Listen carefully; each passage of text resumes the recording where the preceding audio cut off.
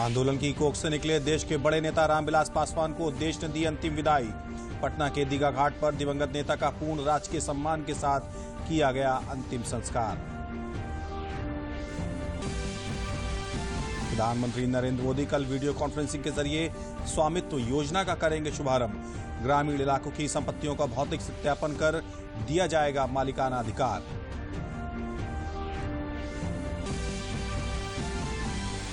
अयोध्या में भगवान श्री राम के मंदिर निर्माण कार्य में दिखने लगी है तेजी। एक मंजिल के तराशे गए पत्थरों को कार्यशाला से भेजा जा रहा है मंदिर स्थल।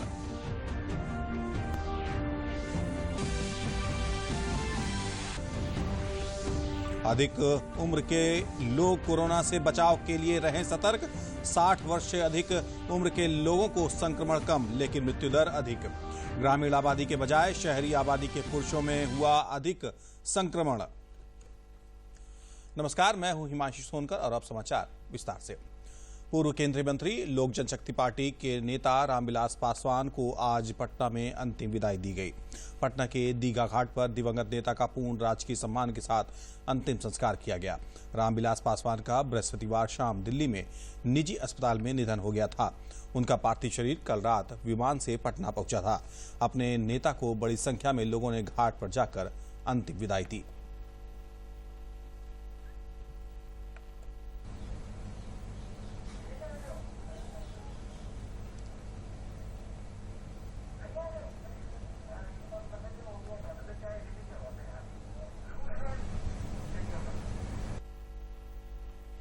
प्रधानमंत्री नरेंद्र मोदी रविवार को वीडियो कॉन्फ्रेंसिंग के जरिए स्वामित्व योजना के तहत ग्रामीण इलाकों के संपत्तियों से जुड़े संपत्ति कार्ड के भौतिक वितरण को लॉन्च करेंगे।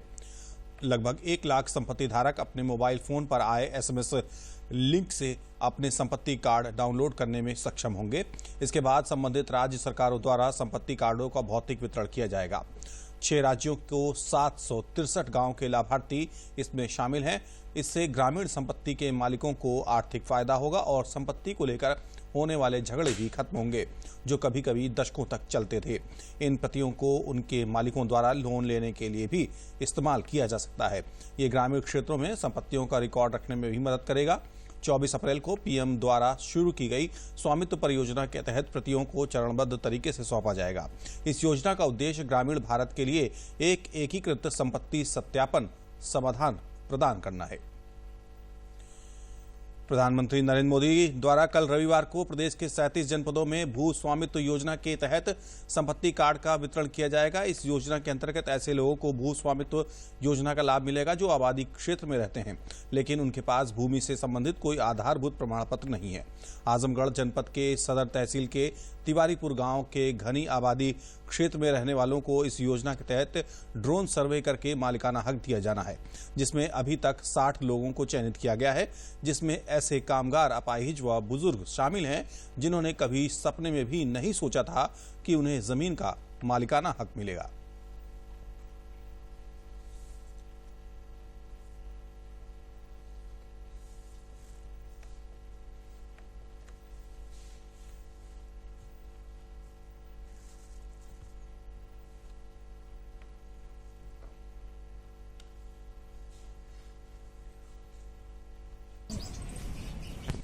सर, सोनम नाम हमारा है।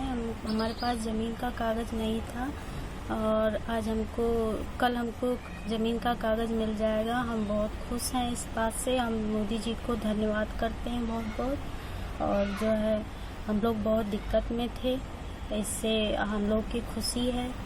मेरा घर आबादी में दर्ज नहीं था, आज दर्ज हो गया। अब बहुत उससे बड़ा मुझे बहुत फ़ायदा है। आज मैं उस मकान का हकदार हो गया हूँ। मैं बहुत धन्यवाद देता हूँ प्रधानमंत्री मोदी जी को। धन्यवाद। प्रधानमंत्री श्री नरेंद्र मोदी द्वारा चलाए जा रहे कार्यक्रम ड्रोन सर्वे द्वारा आबादी की ज़मीन को लोगों के नाम करना है और जितनी आबादी है हम लोग उसको पहले तो चूना से गिराए, फिर ड्रोन कैमरा ऊपर से कैमरा लिए, फोटो लिए, उसके बाद नक्शा बनाए, फिर उन लोगों का नाम दर्ज किए चौहद्दी के द्वारा। और कल इन लोगों को प्रपत्र मिल जाएगा, जिससे इन लोगों को बहुत ही लाभ मिलेगा। और जो पेपर नहीं था इनके पास ज़मीन का, अब ज़मीन का पेपर हो जाएगा। ये स्वामित्व योजना है जो भारत सरकार की है। इसमें भूमि अभिलेख हैं जो उनके आधुनिकीकरण की तरफ एक बहुत बड़ी पहल है। आबादी का जो हमारा एरिया था उसमें काफ़ी विवाद रहते थे और कोई ऐसा प्रमाण पत्र नहीं था भूमि स्वामी के पास जो उनके स्वामित्व को दर्शाता हो। तो उसकी तरफ ये एक बड़ा कदम है। इसमें ड्रोन सर्वे से जो है पूरे जो आबादी का एरिया है उसको मैप किया गया है।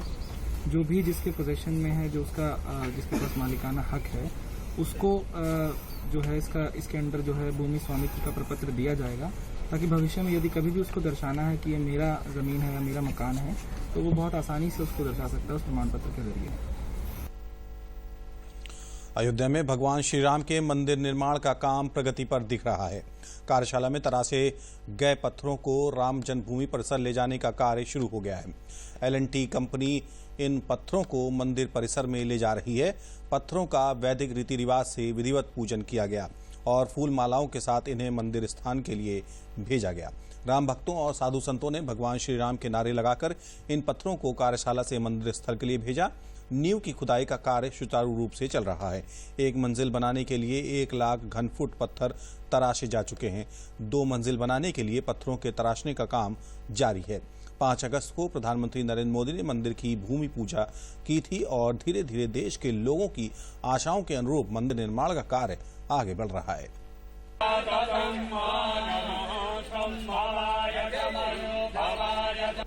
एक मंजिल का काम पूरा हो चुका है। अभी जो नक्शे में परिवर्तन हुआ है वो 2 मंजिल का था, वो 3 मंजिल का हो गया। तो कम से कम हमारे पास 1 मंजिल का पत्थर तैयार है। अभी 2 मंजिल का काम बाकी है। वही राम जन्मभूमि वहीं कराएंगे।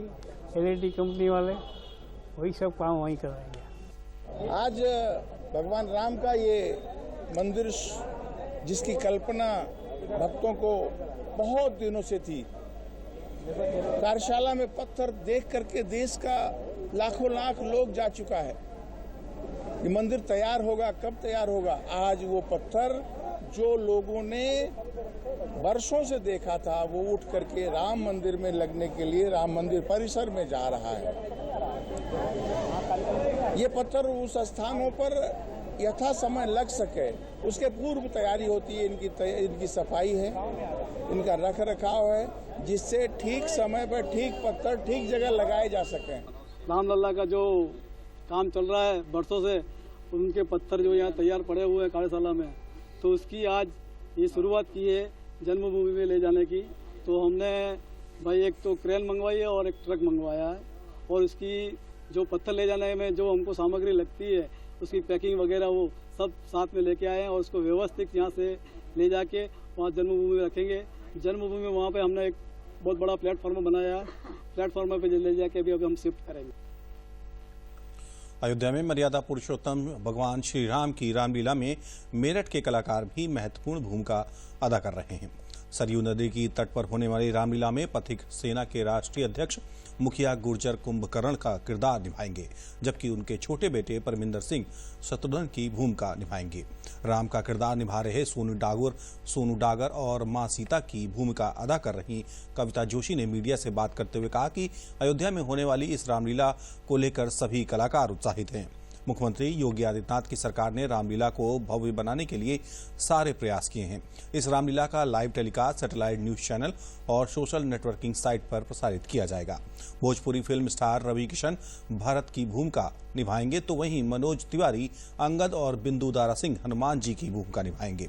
फिल्म स्टार शाहबाज खान रावण, राजा मुराद अहिरावण और असरानी नारद के पात्र में नजर आएंगे। पूरे देश के अंदर विशिष्ट स्थान है हमारी इस क्रांति धरा मेरठ का। तो मैं यही कोशिश करूंगा कि हमारे आदरणीय जो हमारी रामलीला कमेटी है, जो उन्होंने जिस भरोसे के साथ मुझे जिम्मेदारी दी, और मेरे डायरेक्टर साहब परवेश जी ने जो 15 दिनों से दिन रात रिहर्सल में मेरे अंदर जो परिवर्तन करके और मुझे इस कैरेक्टर में ढालने का काम किया है। रील और रियल दोनों चीजों मेरे सामने है। मैंने रियल में जो भूमिका अपने बेटे के लिए निभाई मेरठ की धरती पे, वही मैं मंच पे अपने भाई के लिए, यानी कि कुर्बानी बलिदान, बताओ आप लोग गवाह नहीं हो क्या मेरठ में? वही तो है। तो मुखिया गुर्जर तो साक्षात, चूंकि मैं पूजा पाठी भी हूँ और भक्त भी हूँ, तो वही मुझे किरदार मुझे दिया। तो बहुत ही बड़ा है क्योंकि भगवान श्री राम मर्यादा पुरुषोत्तम थे। बाकी प्रैक्टिस चल रही है, मुझे तो ज़्यादा पता नहीं था कि वो चलते कैसे थे, थोड़ा बहुत टीवी में देखा था। तो मैं रामायण देखता हूँ उसके लिए कि राम जी कैसे स्माइल करते थे, कैसे चलते थे, कैसे धनुष पकड़ते थे, और जो डायलॉग्स वगैरह हैं वो स्क्रिप्ट पढ़ के हमारे सर हमें बताते हैं कि कैसे डायलॉग बोलना है, कैसे एक्सप्रेशन किस डायलॉग पे देने, वो सारा काम हमारे सर कराते हैं। तो बस वही तैयारी चल रही है। मैं चाहता हूँ कि मैं अपना बेस्ट दूँ, मतलब बहुत अच्छे से इसको निभाऊँ। बोलूँगी कि ये एक ऐतिहासिक रामलीला है। रामलीला हर साल होती है, लेकिन इस बार जो वहाँ पर जो आधारशिला रखी गई है उसके बाद ये पहली रामलीला है जो बहुत बड़ी विश्व की सबसे ऐतिहासिक रामलीला है। तो मैं मेरे लिए बहुत सौभाग्य की बात है कि मैं सीता माता के किरदार को निभा रही। मुख्यमंत्री योगी आदित्यनाथ की अध्यक्षता में सड़क सुरक्षा परिषद की बैठक में जनहानि को रोकने के लिए योजना पर विचार किया गया। मुख्यमंत्री ने कहा कि सड़क सुरक्षा को लेकर मुख्य सचिव के स्तर पर मासिक समीक्षा की जाए तथा जन सहभागिता सुनिश्चित की जाए। दीपावली से पूर्व सड़क सुरक्षा संबंधी अभियान संचालित किए जाएं। इसके लिए लोगों को जागरूक किए जाने की जरूरत है और होर्डिंग लगाए जाने की भी जरूरत है। शहर में इंटीग्रेटेड ट्रैफिक मैनेजमेंट सिस्टम को पूरा किया जाए। दुर्घटना बाहुल्य वाले क्षेत्रों के समीपवर्ती ट्रामा सेंटरों में चिकित्सा की सभी सुविधाएं उपलब्ध कराई जाएं। ओवरलोडिंग रोकने के लिए पुलिस और परिवहन विभाग संयुक्त टीम बनाकर काम करे। लोग जो भी इससे संबंधित विभाग हैं वे इस पर विचार करें। हेल्थ विभाग के द्वारा भी जो भी बात हुई है 108 के साथ इंटीग्रेट करने के लिए, ट्रामा जो आपके बने हुए हैं उनको एक्टिवेट करने के लिए जहां आप मैन पावर दे सकते हैं मैन पावर दीजिए, नहीं तो IMA के साथ मिलकर के हम लोग कैसे इनको आगे बढ़ा सकते हैं या कोई प्राइवेट पार्टी भी लेकर के उसको ट्रामा संचालित कर सकती है। हमें तो पब्लिक को सुविधा देने से मतलब है, तो सुविधा मिले तो उसके बारे में हमें इसको देखना पड़ेगा। ये सारी चीजें हम लोग इसको लेकर के चलें और जो 2030 का लक्ष्य है कि 2030 तक हम लोग 50% जो है कमी दुर्घटनाओं में हमें लाना है, तो स्वाभाविक रूप से ये सस्टेनेबल डेवलपमेंट गोल्स के लिए भी एक आवश्यक शर्त है। तो उस दिशा से हम लोगों के लिए आवश्यक है कि हम इस लक्ष्य को प्राप्त करने के समय सभी लोग मिलकर के कार्य करें और अंतर्विभागीय समन्वय के माध्यम से कार्य और हर महीने इसकी समीक्षा हो। विभागीय मंत्री को विभागीय एडिशनल चीफ सेक्रेटरी और प्रिंसिपल सेक्रेटरी उसकी रिपोर्ट करें। चीफ सेक्रेटरी के स्तर पर हर महीने जो रिव्यू हो मुख्यमंत्री कार्यालय को इसके बारे में अवगत करा करके बताएं क्या प्रोग्रेस, कौन विभाग हैं जिनके कार्य में अभी भी शिथिलता है। 1999 से बंद पड़ी रबड़ फैक्ट्री को अब इंडस्ट्रियल हब बनाने की तैयारी चल रही है, जिसके लिए केंद्रीय श्रम एवं रोजगार मंत्री संतोष गंगवार ने प्रदेश सरकार से बात की है और जल्द ही फैक्ट्री के बंद होने से बेरोजगार हुए कर्मचारियों को बकाया अदा करने को कहा गया है। केंद्रीय मंत्री ने कहा है कि रबड़ फैक्ट्री की खाली पड़ी जमीन पर रक्षा मंत्रालय जल्द ही बड़ा कारखाना लगाएगा, जिसके लिए रक्षा मंत्रालय को प्रस्ताव भेजा गया है। केंद्रीय मंत्री का कहना है कि प्रदेश सरकार इस पूरे मामले को संज्ञान ले रही है और जल्द ही इस रबड़ फैक्ट्री के दिन बहर जाएंगे।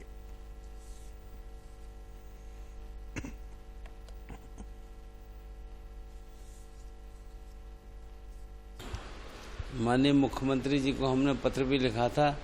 अब मुख्यमंत्री जी ने रबर फैक्ट्री के लिए एक वरिष्ठ अधिकारी की नियुक्ति कर दी है जो इसके सारे बातों पर चर्चा करेंगे, जैसे कितनी देनदारी है और किस किस की उसमें हिस्सेदारी नज़र आ रही है, इसको निस्तारित करके रबर फैक्ट्री का एक सही उपयोग हो। वैसे हमने भारत सरकार से मैं आग्रह किया है कि केंद्र का कोई यूनिट लग जाए, खास तौर से डिफेंस का, तो उससे ज़्यादा सही रहेगा। और डिफेंस वाले अब इस रुचि में है कि कहीं ना कहीं उद्योग धंधा लगाने का काम करें। वैश्विक महामारी कोविड-19 संक्रमण को लेकर प्रधानमंत्री नरेंद्र मोदी जी के नेतृत्व में पूरा देश कोरोना संक्रमण से निपटने के लिए एकजुट हो रहा है। वहीं प्रसारण मंत्रालय भारत सरकार द्वारा लगातार जन जागरूकता अभियान चलाकर लोगों को कोरोना संक्रमण से बचाव और नियंत्रण के लिए जागरूक किया जा रहा है। कानपुर में प्रदेश सरकार में मंत्री नीलिमा कटियार ने कहा कि प्रधानमंत्री नरेंद्र मोदी और प्रदेश में योगी आदित्यनाथ के नेतृत्व में देश और प्रदेश में कोविड-19 संक्रमण के खिलाफ लगातार युद्ध लड़ रहा है। उन्होंने कहा कि लॉकडाउन के समय लोगों को भोजन से लेकर आवश्यक सुविधाएं मुहैया कराई गई। लोगों से अपील करते हुए नीलिमा कटियार ने कहा कि अभी वायरस का खतरा टला नहीं है, जबकि जब तक इसकी वैक्सीन नहीं आ जाती तब तक सभी लोगों को सावधानी बरतते हुए और मास्क लगाना, लगातार हाथों को सैनिटाइज करना और सोशल डिस्टेंसिंग अपनाते हुए 2 गज की दूरी बनाकर रहना है।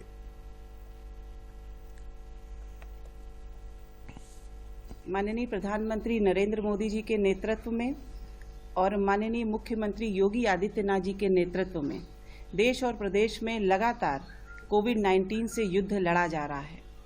चाहे लॉकडाउन का समय हो और उस समय आवश्यकताओं की उपलब्धता की बात हो, अनवरत उन आवश्यकताओं को आवश्यकता वाले लोगों तक पहुंचाने का डायरेक्ट बेनिफिट ट्रांसफर के माध्यम से प्रयास हुआ है।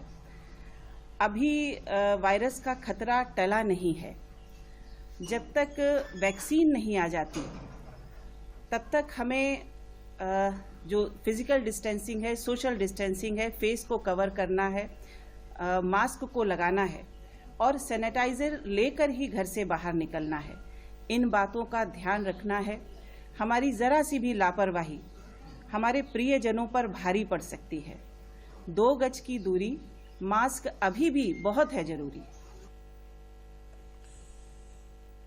प्रधानमंत्री नरेंद्र मोदी ने जब तक दवाई नहीं तब तक ढिलाई नहीं अभियान का शुभारंभ किया तो इसमें कई लोगों ने अपनी अहम भूमिका निभाई। देश में अलग अलग क्षेत्रों के मूर्धन्य लोगों ने जनता से मास्क लगाने, हाथों को लगातार सैनिटाइज करने, साबुन से हाथ धोने तथा 2 गज की दूरी बनाए रखने की अपील की है।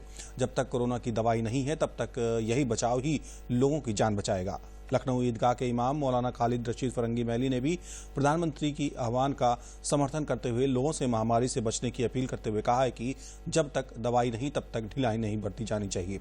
मैं यही क्रिश्चियन धर्मगुरु और क्राइस्ट चर्च के प्रिंसिपल R.K. चैत्री ने भी प्रधानमंत्री की सराहना करते हुए कहा है कि अभियान बहुत जरूरी है। जब तक कोरोना की दवाई नहीं तब तक लापरवाही नहीं। इस पर हमें और आपको अमल करना है। मुसलसल हाथ धोते रहना है, सैनिटाइजर का इस्तेमाल करना है, मास्क का इस्तेमाल करना है, सोशल डिस्टेंसिंग का हर मौके पर लिहाज रखना है। और जब तक हम सब मिल करके इस महामारी से लड़ेंगे तभी हम लोगों को कामयाबी मिलेगी। और जाहिर सी बात है, हालात को देखते हुए हुकूमत ने लॉकडाउन एक तरीके से खोल दिया है, लेकिन इसमें जो भी प्रिकॉशंस हैं वो हमें और आपको सही तौर पर लेते रहना है। तभी जाकर के हम खुद भी और दूसरों को भी इस महामारी से बचा सकते हैं, क्योंकि जान है तो जहान है। जब हमारी जान महफूज रहेगी तभी हम लोग अपने तमाम त्योहारों को मना सकेंगे, तभी हम लोग तमाम तर काम और धंधा कर सकेंगे। लिहाजा जब तक दवाई नहीं तब तक लापरवाही भी नहीं होनी चाहिए। लड़ाई अभी जारी है, क्योंकि जब तक दवाई नहीं तब तक ढिलाई नहीं। इस बात का हमें विशेष ध्यान रखना है कि लॉकडाउन तो समाप्त हो गया है, हमारे आने जाने पर रोक भी खत्म हो चुकी है, लेकिन हमें इस बात का विशेष ध्यान रखना है कि हम अपने घरों से बिना कारण बाहर ना निकलें। यदि अति आवश्यक है और हमें निकलना ही है तो हम मास्क लगा के निकलें और हम जहां कहीं पे जाएं सोशल डिस्टेंसिंग का हम पालन करें। और जब हम वापस आते हैं तो और ज़्यादा हमें एहतियात बरतनी है कि हम आते ही साथ अपने कपड़ों को बदलें, धोएं और अपने आप को भी स्वच्छ रखें। कोरोना से बचाव को लेकर प्रधानमंत्री नरेंद्र मोदी द्वारा शुरू किए गए जन आंदोलन को लेकर राज्य सरकार के मंत्रियों, प्रशासनिक अधिकारियों और स्वयंसेवी संगठनों ने भी अपील की है कि कोरोना संक्रमण से बचाव को लेकर जो प्रोटोकॉल जारी किए गए हैं उनका लोग जरूर पालन करें। उत्तर प्रदेश माटी कला बोर्ड के अध्यक्ष धर्मवीर प्रजापति ने अपील की है कि लोग कोरोना के संक्रमण से बचने के लिए निरंतर हाथों को साबुन से धुलते रहें। इसके अलावा भीड़ भाड़ वाले इलाके में सोशल डिस्टेंसिंग का ध्यान जरूर रखें। आपस में एक दूसरे से 2 गज की दूरी जरूर बनाएं और मास्क जरूर से जरूर लगाएं। इनके अलावा अन्य समाज सेवियों ने भी लोगों से इन बातों का पालन करने की अपील की। प्रधानमंत्री जी द्वारा जो जन आंदोलन चल रहा है और जो वो काफ़ी मेहनत कर रहे हैं हम लोगों के स्वास्थ्य के प्रति को लेकर, वो काफ़ी सराहनीय है। हम लोगों को भी अपना सहयोग देना चाहिए। बार बार हाथों को आप साबुन से धुलें, खाना खाने से पहले अवश्य हाथों को धुलें, बच्चों को भी धुलाएं और 2 गज की दूरी, मास्क है ज़रूरी, सदा ही याद रखें। मास्क को लगा के कहीं पे भी आप घर से जैसे बाहर निकलते हैं आप मास्क ज़रूर लगाएं। जब तक दवाई नहीं तब तक ढिलाई नहीं। इन बिंदुओं पे यदि आप काम करेंगे तो हम कोरोना से अवश्य जीतेंगे। कोरोना महामारी से बचने के लिए सोशल डिस्टेंसिंग का पालन करें और 2 गज की दूरी बना के रखें। कोई भी बीमारी की संभावना हो तुरंत डॉक्टर को दिखाएं और बिल्कुल ही ढिलाई न बरतें। जब तक दवाई नहीं तब तक ढिलाई नहीं, यही मेरा कहना है। समस्त देशवासियों, प्रदेशवासियों, क्षेत्रवासियों से मेरा अनुरोध है कि कोरोना महामारी से बचने के लिए ये 4 चीज़ें ज़रूर बरतें। जब तक मास्क का प्रयोग करें, ठीक है, सोशल डिस्टेंसिंग का पालन करें, साबुन से बार बार हाथ धुलते रहें और जब तक दवा नहीं है तब तक कोई ढिलाई न करें। देशवासियों से विनम्र निवेदन कि कोरोना काल अभी समापन नहीं हुआ है। घर से निकलने से पहले मास्क का प्रयोग करें, बार बार साबुन से हाथ धोएं। जब तक नहीं बनी दवाई तब तक नहीं ढिलाई, इसका उपयोग करें और सावधानी बरतें। खुद सावधान रहें, परिवार को सावधान रखें।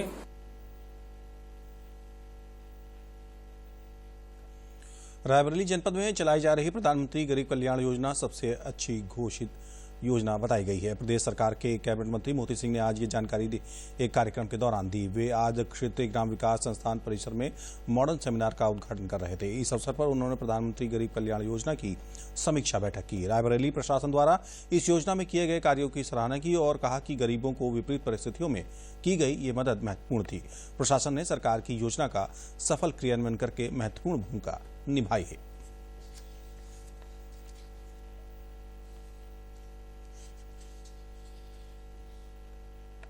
इसमें प्रधानमंत्री गरीब कल्याण योजना में देश के अन्य प्रदेशों के मुकाबले उत्तर प्रदेश सर्वप्रथम है और उसमें रायबरेली की स्थिति बड़ी संतोषजनक है। इसके लिए मैं धन्यवाद दूंगा ग्रामीण विकास विभाग को, पंचायत राज विभाग को, यहाँ के जिलाधिकारी को। समाचारों में इतना ही। अंत में प्रमुख समाचार एक बार फिर।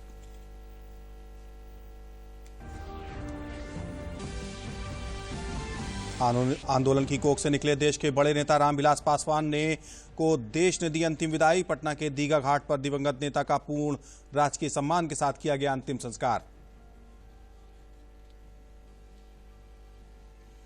प्रधानमंत्री नरेंद्र मोदी कल वीडियो कॉन्फ्रेंसिंग के जरिए स्वामित्व योजना का करेंगे शुभारंभ। ग्रामीण इलाकों की संपत्तियों का भौतिक सत्यापन कर दिया जाएगा मालिकाना अधिकार।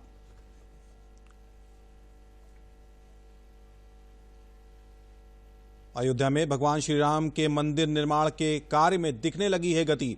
1 मंजिल के तराशे गए पत्थरों को कार्यशाला से भेजा जा रहा है मंदिर स्थल।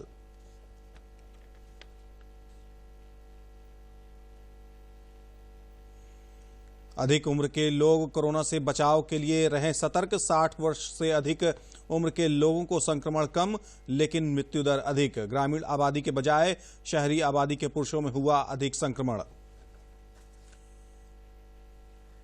इसी के साथ समाचार समाप्त हुए। नमस्कार।